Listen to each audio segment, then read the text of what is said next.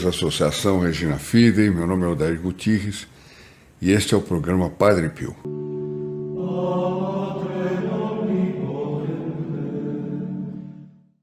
Hoje é um programa especial, nós estamos vivendo em plena Sexta-feira Santa e a minha pergunta indiscreta que eu vou fazer a todos, e é por isso que eu trouxe aqui do meu lado a relíquia do Santo Padre Pio, do sangue das mãos, que saíam das mãos do Santo Padre Pio, dos Estigmas.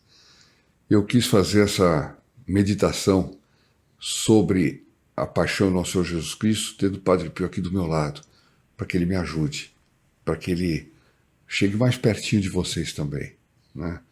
Porque é muito importante. Eu vou até colocar aqui o microfone para ficar bem perto aqui da minha voz. Bom, e eu gostaria muito de que o Padre Pio, peço a bênção dele para me ajudar a transmitir para vocês palavras que me comoveram enormemente quando eu as li a respeito da Paixão de Nosso Senhor Jesus Cristo, que foram escritas em 1947. Daqui a pouquinho eu falo mais sobre isso. Eu vou pedir, antes de mais nada, que todos compartilhem, dêem o clique no nosso vídeo e se inscrevam também no nosso canal. Bom, como é que, eu vou fazer a minha pergunta indiscreta que eu estava dizendo, como é que cada um passou essa quaresma, né? Será que nos 40 dias de quaresma nós lembramos desse tempo, do que significa esse tempo, tempo de penitência, de pedido de perdão, tempo de recolhimento, orações, de meditação, principalmente na Paixão do Nosso Senhor Jesus Cristo? Quantos estão hoje, no dia de hoje, preocupados em frequentar as cerimônias da Santa Igreja Católica a respeito das Sextas-Feiras Santas, onde é feita a leitura de toda a Paixão do Nosso Senhor Jesus Cristo? Quantos estão preocupados em meditar a respeito da Paixão do Nosso Senhor Jesus Cristo? Com certeza, poucos, com certeza. E vocês vão ver a explicação disso aqui, nesse texto que eu vou ler de 1947, escrito por um dos maiores líderes católicos, já falecido em 1995, que é o professor Plínio Correia de Oliveira. Ele era o diretor do jornal que equivalia ao O São Paulo de hoje, né, que é da Arquidiocese de São Paulo. Ele era o diretor do jornal na época chamado O Legionário. Em 1947, ela escreve essas palavras numa Sexta-feira Santa ou numa Semana Santa. Foi no dia 30 de março de 1947. Seria fácil vasculhar aí pelo Google que dia da semana caiu. E é uma coisa tão linda, é uma coisa, são palavras que nos trazem tais considerações a respeito da Paixão de Nosso Senhor Jesus Cristo, que eu não vou me demorar mais, vou entrar direto no assunto e seja o que Deus quiser. Se esse vídeo levar 15 minutos, levou, se levar 45, levou, não tem jeito. Então eu vou começar lendo esse maravilhoso artigo, mas eu gostaria que vocês fossem aplicando para o dia de hoje, porque esse artigo, vocês vão ver, parece que ele foi escrito ontem à noite, para ser lido hoje, né? É uma coisa impressionante. Então diz o artigo, considerações a respeito da Paixão do Nosso Senhor Jesus Cristo, né? A verdadeira piedade deve impregnar toda a alma humana e, portanto, também deve despertar e estimular a emoção. Mas a piedade não é só emoção, nem mesmo é principalmente emoção. Tem gente que vai rezar diante de uma imagem de Nossa Senhora, aí o camarada chega lá, sentiu uma coisinha que ele fala, me senti tão consolado. Não, mas isso não é necessariamente obrigatório para que haja uma verdadeira vida de piedade, né?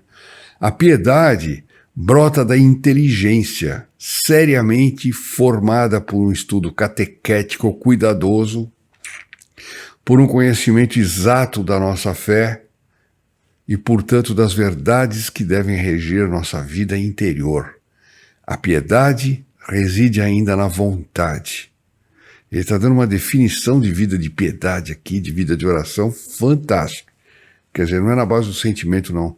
Tem que entrar a razão, tem que entrar o conhecimento, tem que ter o amor ao conhecimento, às verdades da nossa fé. Devemos querer seriamente o bem que conhecemos. Não nos basta, por exemplo, saber que Deus é perfeito. Precisamos amar a perfeição de Deus e, portanto, devemos desejar para nós algo dessa perfeição. E isso é o anseio para a santidade. Olha que definição linda de santidade. Aquele que ama a perfeição de Deus e deseja para si algo da perfeição. Esse é uma pessoa que tem um anseio de santidade. Lindo. Vocês vão ver quanta coisa vocês vão aprender nesse texto. Eu aprendi demais, demais. Desejar, então a pessoa desejar a santidade, desejar não significa apenas sentir veleidades vagas e estéreis. Só queremos seriamente algo quando estamos dispostos a todos os sacrifícios para conseguir o que queremos. Tem gente que faz sacrifício tremendo. O camarada quer comprar um carro, ele faz sacrifícios monumentais. Realmente ele deseja, aquilo é um desejo forte, né? Então na fé também tem que ser assim.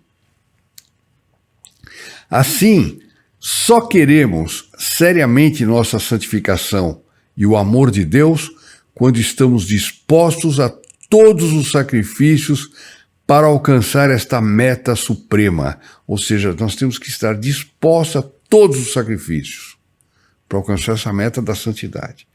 Sem essa disposição, todo o querer, entre aspas, não é senão ilusão e mentira. Ah, eu quero ser santo, eu quero me santificar. Mas você faz todos os esforços possíveis para se santificar? Sim ou não? Ou você só fica em quimeras? Como eu gostaria de ser santo? Ah, Padre Pio me ajuda, etc. Bom, eu achei uma coisa que vocês vão ver, é que eu tenho certeza que o Padre Pio assinaria esse texto aqui. Mais do que isso, ele assinaria com entusiasmo esse texto, né? E vamos continuar. Podemos ter a maior ternura na contemplação das verdades e mistérios da religião. Se daí não tiramos resoluções sérias, eficazes, nada valerá a nossa piedade.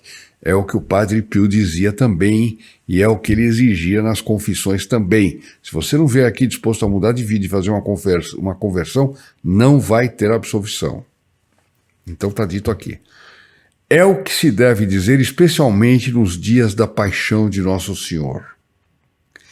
Não nos adianta apenas acompanhar com ternura, não nos adianta apenas o acompanhar com ternura os vários episódios da Paixão. Isso seria de si excelente, porém não é suficiente. Então tem pessoas que assistem filmes da Paixão, eles vão nas cerimônias da igreja, etc. e tal, com ternura. Só ternura não basta. Devemos dar, continua aqui o texto, devemos dar a Nosso Senhor, nestes dias, provas sinceras de nossa devoção e amor. Alguém viu muita gente fazendo isso na Quaresma?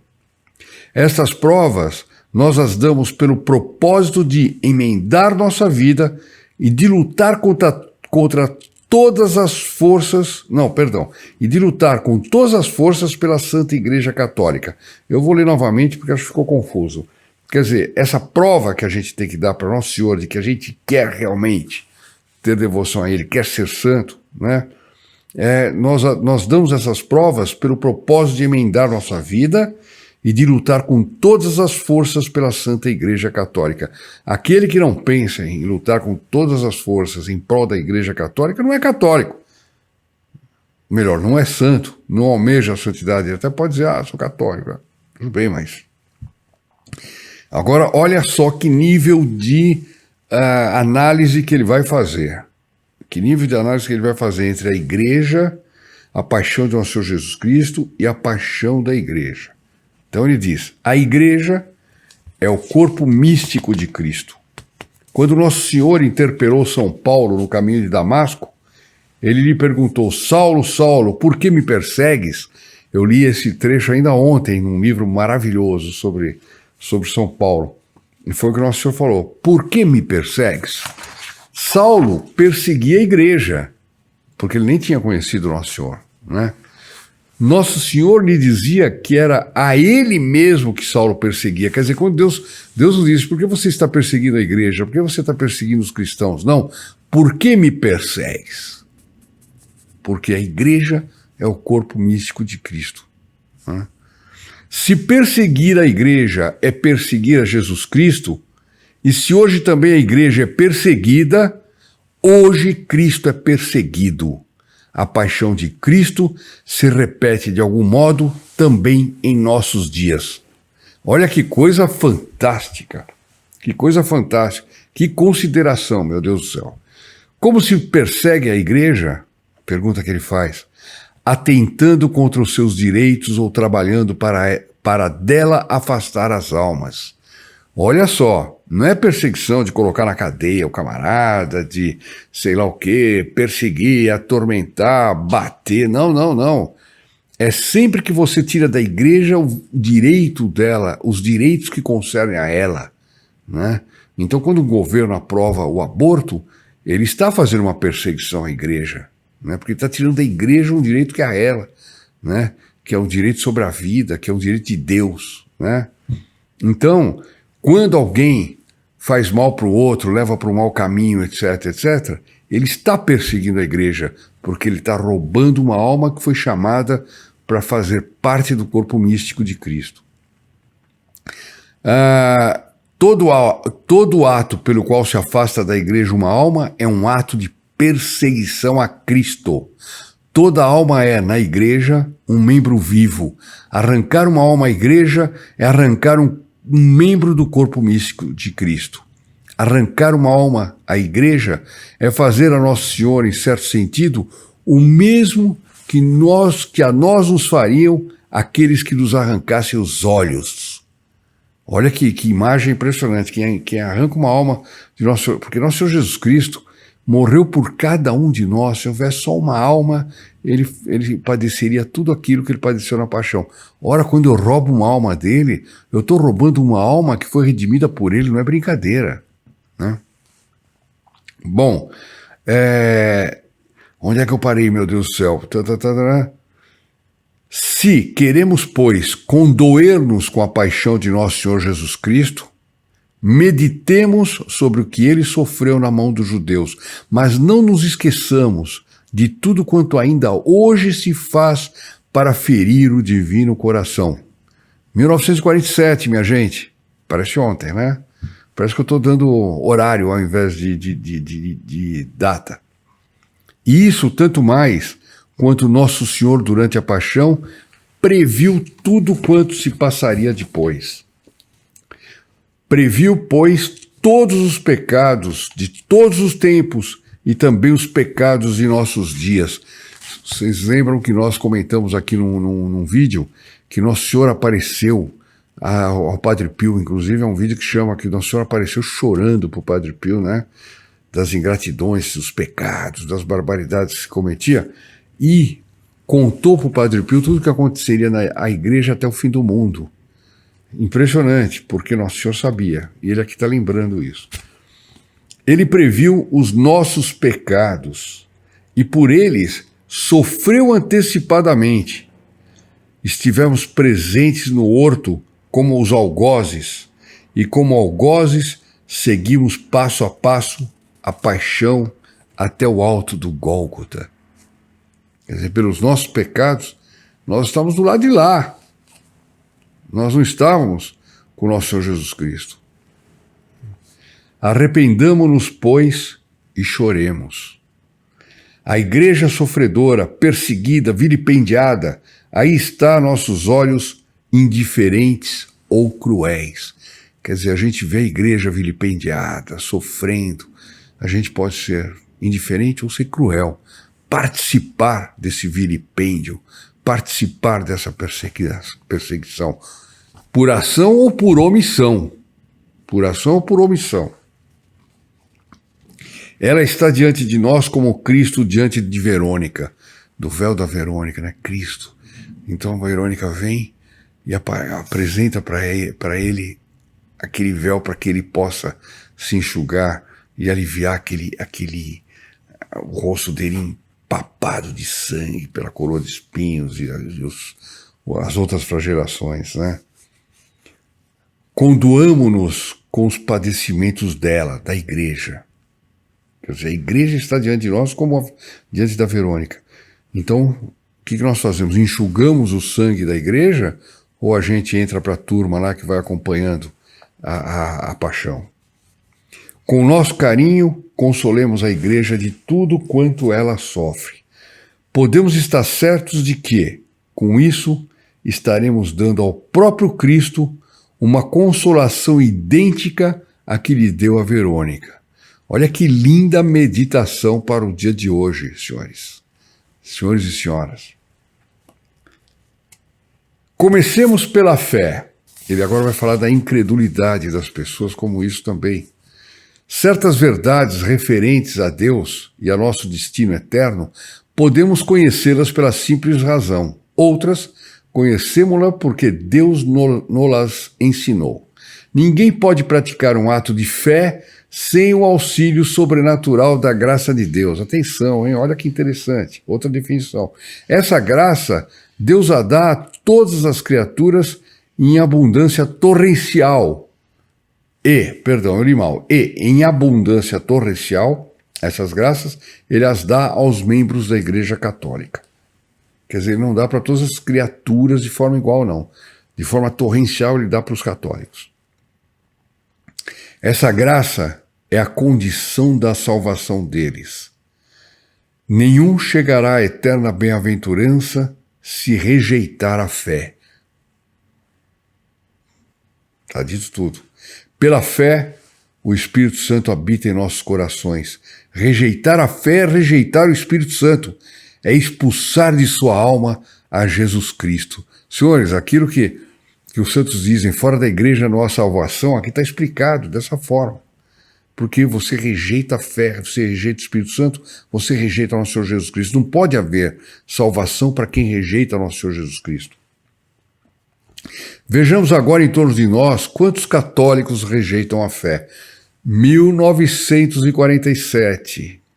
Vamos fazer a transposição para 2019. Vejamos em torno de nós quantos católicos rejeitam a fé. Foram batizados, mas no curso do tempo perderam a fé. Perderam-na por culpa própria, porque ninguém perde a fé sem culpa e culpa mortal. Olha só. Indiferentes ou hostis, pensam, sentem e vivem como pagãos.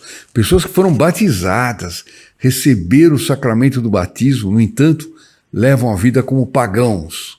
Isso era em 1947. Deve ter melhorado, né, hoje em dia. São nossos parentes, nossos próximos, quiçá nossos amigos. Sua desgraça é imensa. Indelével está neles o sinal do batismo. A desgraça de uma pessoa nessas condições é imensa porque o batismo está marcado, é indelével. Ninguém tira o batismo dele, né? Então ele peca cada vez que ele vive de forma oposta ao que devia viver um batizado. Estão marcados para o céu e caminham para o inferno.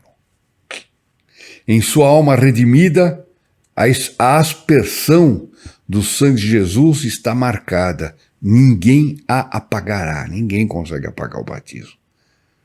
E é, de certo modo, o próprio sangue de Cristo que eles profanam quando nesta alma resgatada acolhem princípios, máximas, normas contrárias à doutrina católica, à doutrina da igreja. O católico apóstata é aquele que se perverte, que converter-se é para vir para a religião católica. Quando sai da religião católica é uma perversão, se perverte. E é um apóstata, o católico apóstata, ele apostatou da Santa Igreja. Tem qualquer coisa de análogo ao sacerdote apóstata, que também pode abandonar a igreja. Arrasta consigo os restos de sua grandeza, profana-os, degrada-os e se degrada com eles, mas não o perde. Eu já falei isso outro dia. Um padre que recebe o sacramento da ordem, ele é padre até a morte. Ou, se quiser ser mais radical, ele é padre até o inferno. Ou seja, se ele rejeitar o sacramento, se ele não morrer em condições de ir para o céu.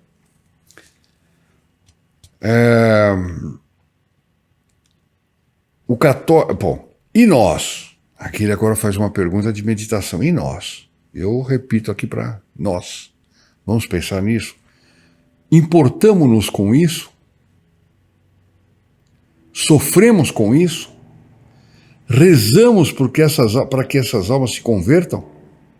Fazemos penitência? Fazemos apostolado?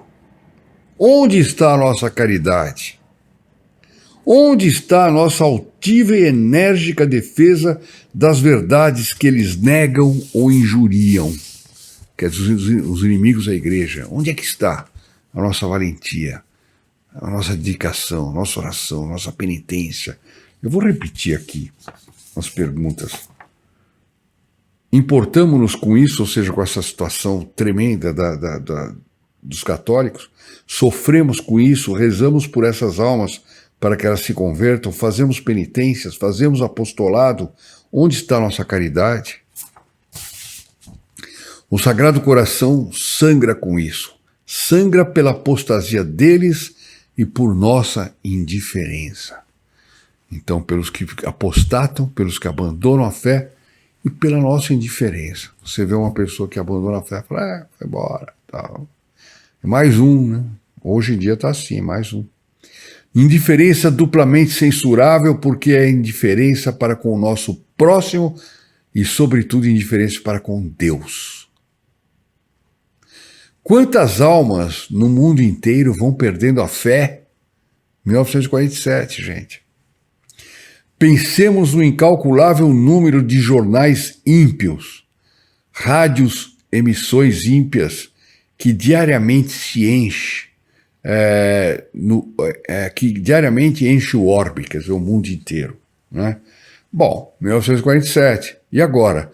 Televisão, internet, pornografia pela internet, pornografia na televisão, novelas infames, imorais, programas de entrevista onde se defende tudo contra a doutrina, que é a doutrina católica. Os filhos, nossas crianças, ficam todas elas expostas a esse anticatecismo, essa anti-informação. Eles estão sendo preparados para apostatarem do batismo. Eu já nem digo da Igreja Católica, porque é um pressuposto. O batismo, eles estão todos lá batizados e assistindo todas essas porcarias, né? Bom,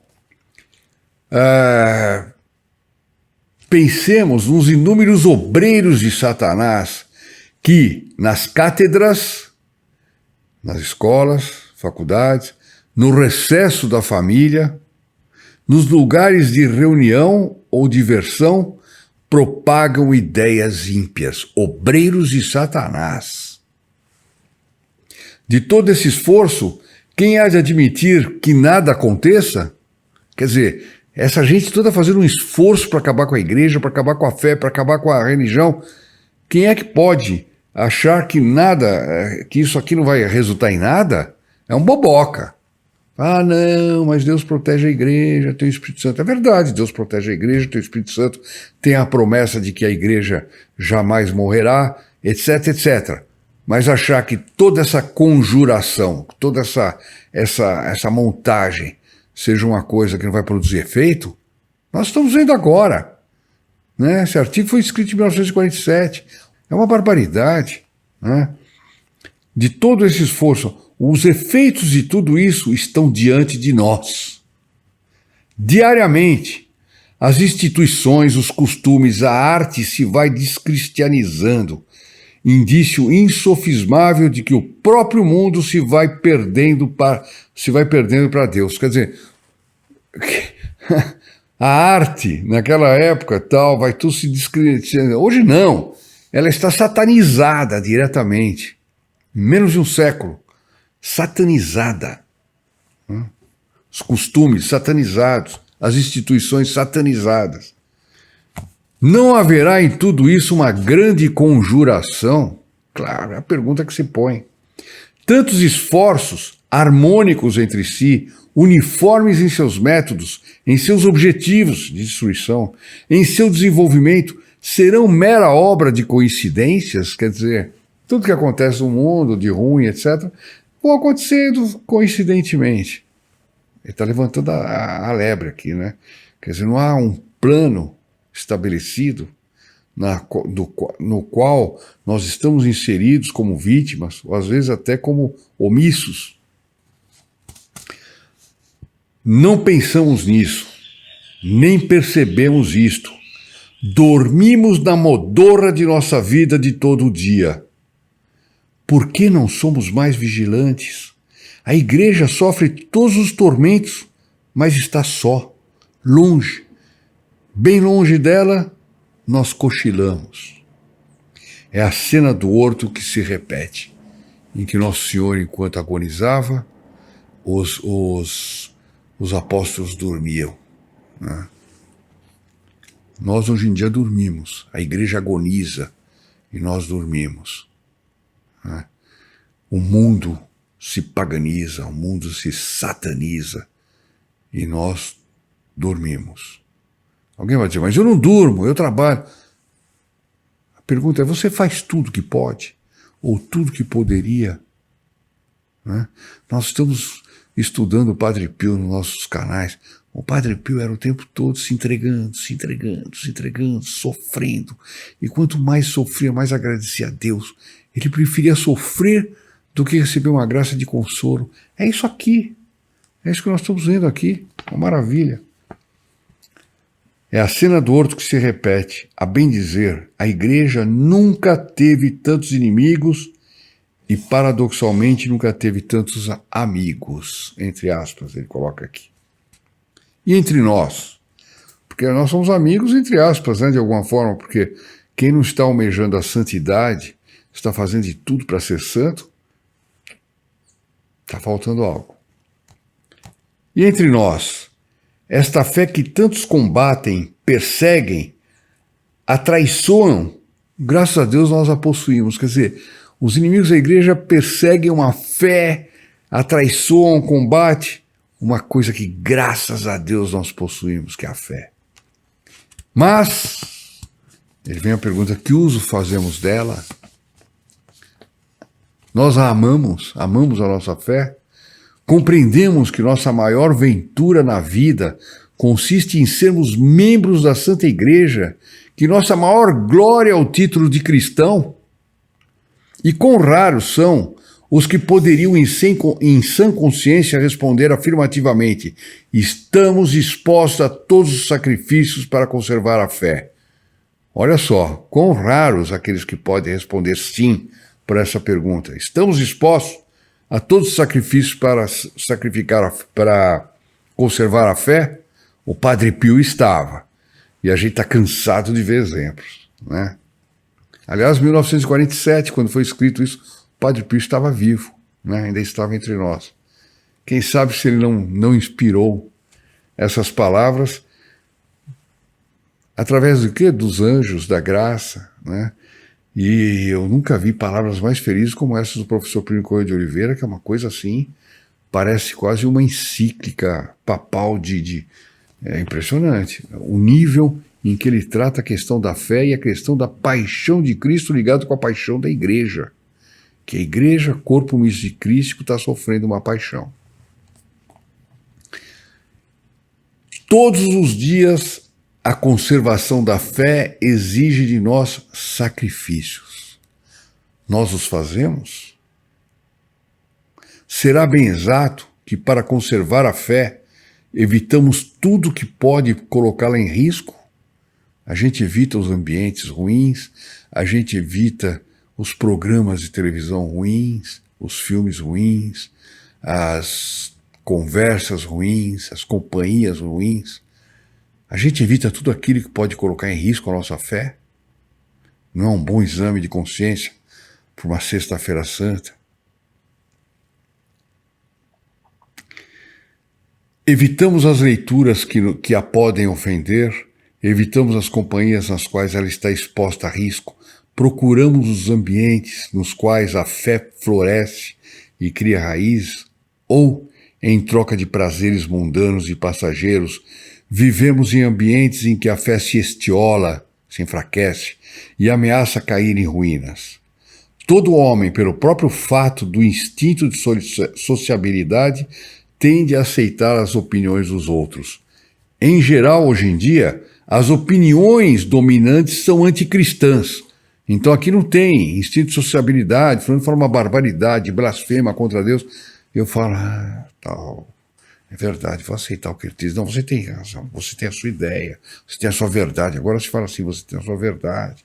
Eu respeito a sua opinião. Respeito coisa nenhuma, peraí, isso é a sua opinião.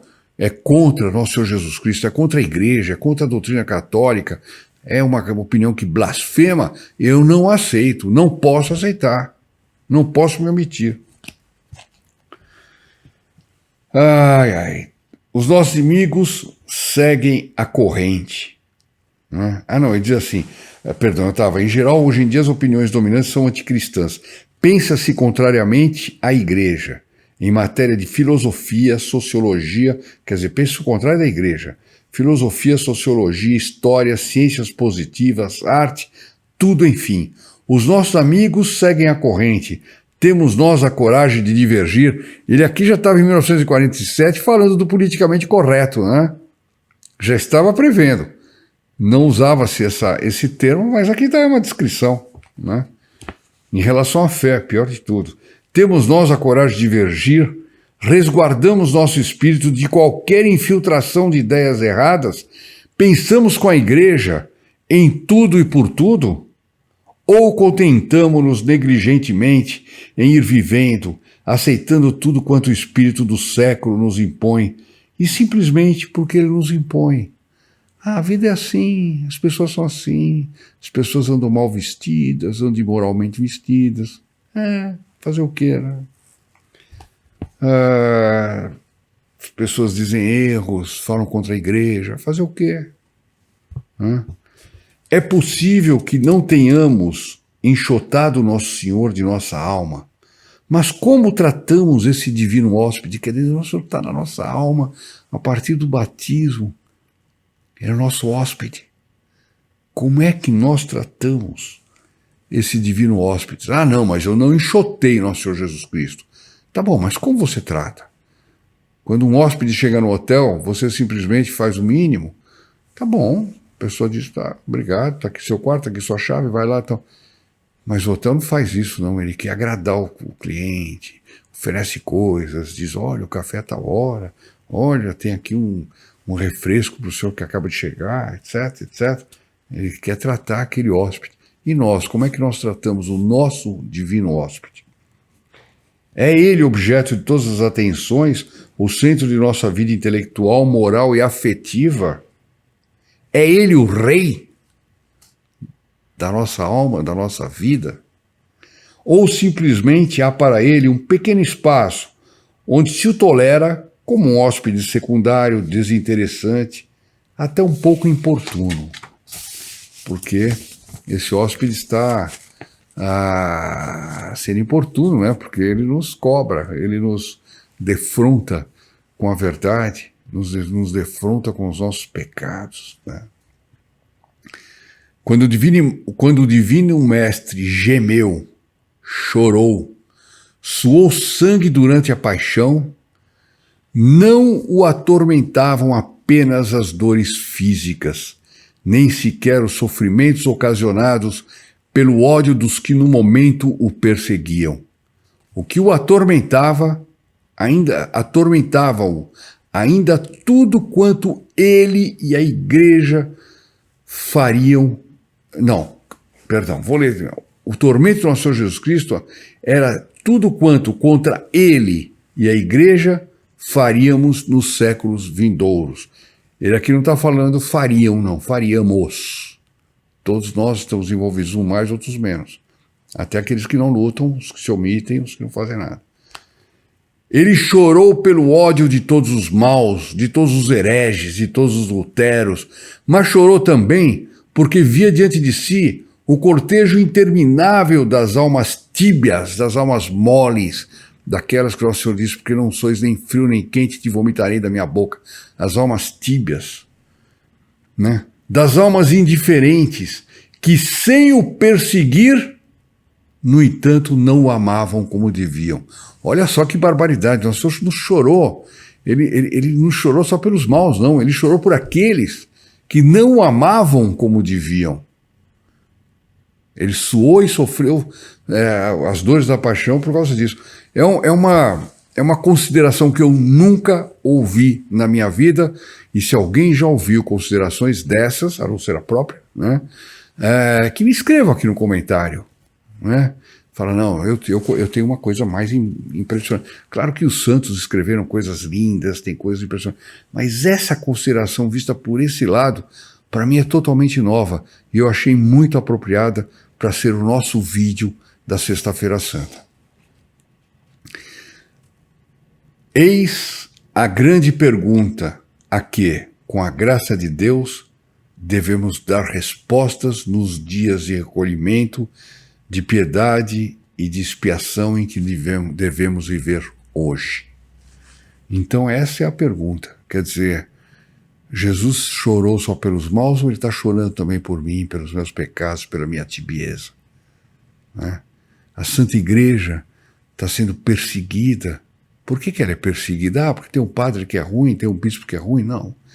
Ela está sendo perseguida por uma conjuração no mundo inteiro em que rouba almas da Igreja, rouba almas do Nosso Senhor Jesus Cristo, almas que foram resgatadas por Ele, almas que têm a marca do batismo e que são roubadas dele para servirem a Satanás. Os senhores acham que e aqui termina o artigo, os senhores acham que o Padre Pio diria coisas diferentes? Que o Padre Pio faria algum reparo a esse texto? Eu acho que não. Ele poderia acrescentar, mas reparar, não. Vocês não acham que ele é super atual? Vocês acreditam que ele foi escrito em 1947?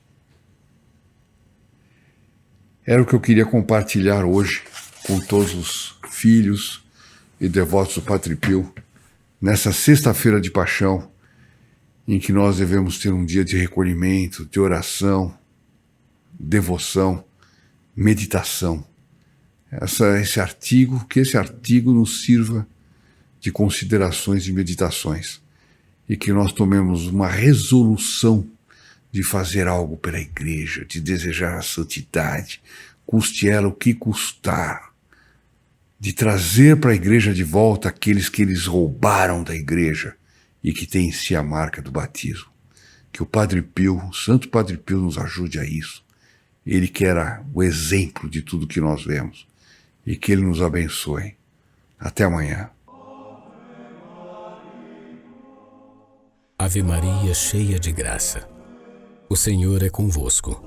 Bendita sois vós entre as mulheres, e bendito é o fruto do vosso ventre, Jesus. Santa Maria, Mãe de Deus, rogai por nós, pecadores, agora e na hora da nossa morte. Amém. In nome del Padre, del Figliolo e dello Spirito Santo, e così sia. Sia lodato Gesù e Maria, e buonanotte a tutti.